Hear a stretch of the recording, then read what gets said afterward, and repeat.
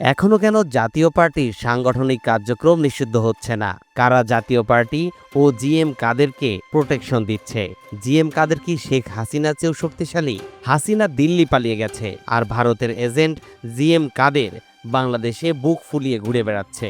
জনগণ স্লোগান শুরু করেছে, আপা গেছে যে পথে, জাপা যাবে সেই পথে। মানে জাপাকে দিল্লি পাঠিয়ে দেওয়া হবে। শুক্রবার সন্ধ্যায় রাজধানীর পুরানা পল্টনে গণ অধিকার পরিষদ আয়োজিত মশাল মিছিল পূর্ব সংক্ষিপ্ত সমাবেশে এসব কথা বলেন রাশেদ খান।